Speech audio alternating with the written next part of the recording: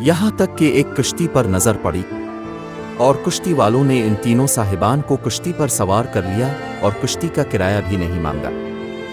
جب یہ لوگ کشتی میں بیٹھ گئے تو حضرت خضر علیہ السلام نے اپنے جیولے میں سے کلہاڑی نکالی اور کشتی کو پھاڑ کر اس کا ایک تختہ نکال کر سمندر میں پھینک دیا۔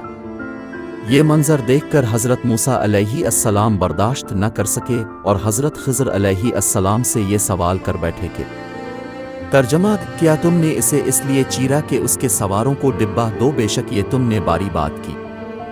حضرت خضر علیہ السلام نے کہا کہ کیا میں نے اب سے کہہ نہیں دیا تھا کہ آپ میرے ساتھ صبر نہ کر سکیں گے؟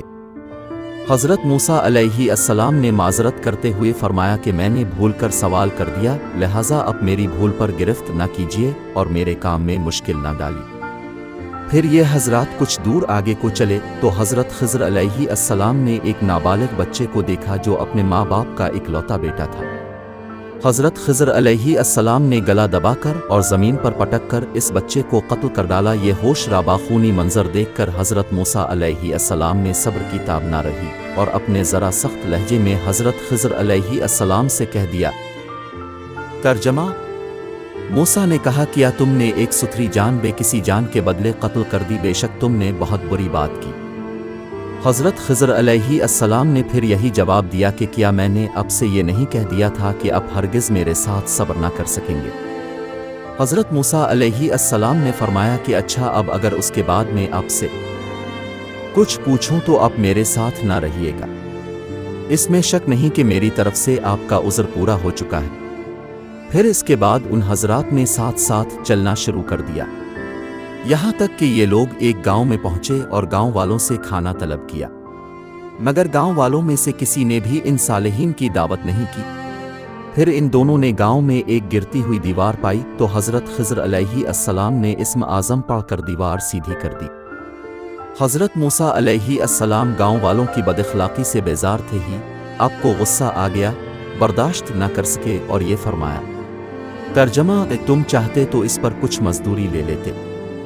یہ سن کر حضرت خضر علیہ السلام نے کہہ دیا کہ اب میرے اور آپ کے درمیان جدائی ہے، اور جن چیزوں کو دیکھ کر اب صبر نہ کر سکے ان کا راز میں آپ کو بتا دوں گا۔ سنیے، جو کشتی میں نے پھاڑ ڈالی وہ چند مسکینوں کی تھی جس کی آمدنی سے وہ لوگ گزر بسر کرتے تھے، اور آگے ایک ظالم بادشاہ رہتا تھا جو سالم اور اچھی کشتیوں کو چھین لیا کرتا تھا اور عیبدار کشتیوں کو چھوڑ دیا کرتا تھا۔ تو میں نے قصدنا ایک تختہ نکال کر اس کشتی کو عیبدار کر دیا تاکہ ظالم بادشاہ کے غضب سے محفوظ رہے۔ اور جس لڑکے کو میں نے قتل کر دیا اس کے والدین بہت نیک اور صالح تھے، اور یہ لڑکا پیدائشی کافر تھا، اور والدین اس لڑکے سے بے پناہ محبت کرتے تھے اور اس کی ہر خواہش پوری کرتے تھے۔ تو ہمیں یہ خوف و خطرہ نظر آیا کہ وہ لڑکا کہیں اپنے والدین کو کفر میں نہ مبتلا کر دے، اس لیے میں نے اس لڑکے کو قتل کر کے اس کے والدین کو کفر سے بچا لیا۔ اب اس کے والدین صبر کریں گے تو اللہ تعالیٰ اس لڑکے کے بدلے میں اس کے والدین کو ایک بیٹی عطا فرمائے گا جو ایک نبی سے بیاہی جائے گی، اور اس کے شکم سے ایک نبی پیدا ہوگا جو ایک امت کو ہدایت کرے گا۔ اور گرتی ہوئی دیوار کو سیدھی کرنے کا راز یہ تھا کہ یہ دیوار دو یتیم بچوں کی تھی جس کے نیچے ان دونوں کا خزانہ تھا، اور ان دونوں کا باپ ایک صالح اور نیک آدمی تھا۔ اگر ابھی یہ دیوار گر جاتی تو ان یتیموں کا خزانہ گاؤں والے لے لیتے، اس لیے اب کے پروردگار نے یہ چاہا کہ یہ دونوں یتیم بچے جوان ہو کر اپنا خزانہ نکال لیں، اس لیے ابھی میں نے دیوار کو گرنے نہیں دیا۔